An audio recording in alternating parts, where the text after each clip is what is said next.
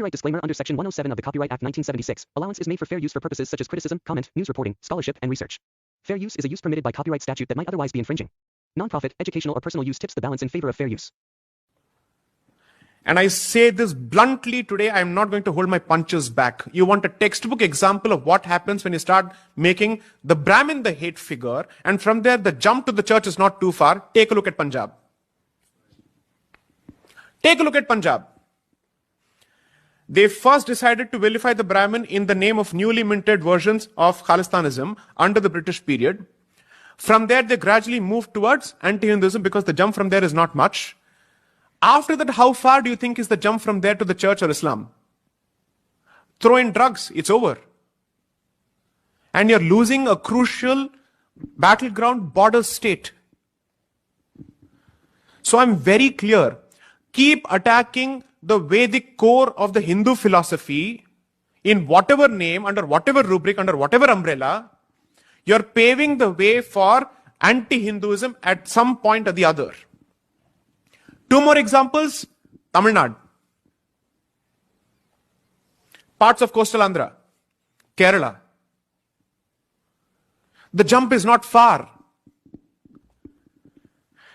Stop vilifying people. You can't say that I am going to unify Hinduism by making one group the punching bag of your positions constantly in the hope that it will unify people by creating a hate figure within. You don't have the guts to create a hate figure outside, therefore you're constantly creating a hate figure within.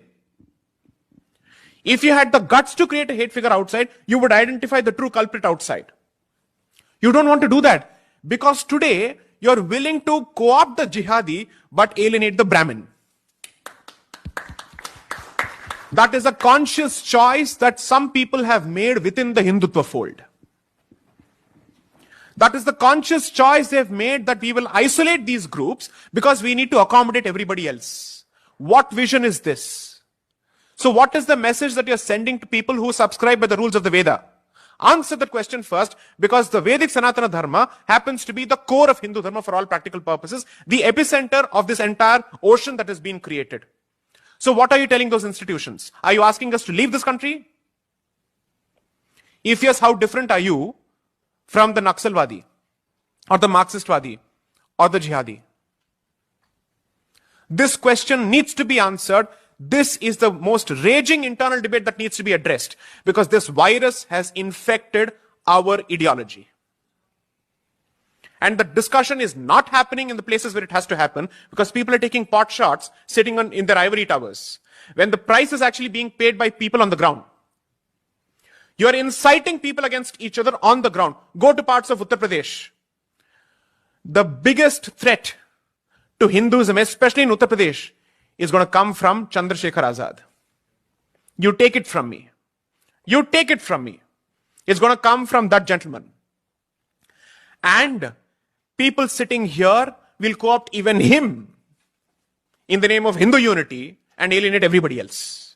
Wait for this to happen. This is the direction in which we are hurtling at this point.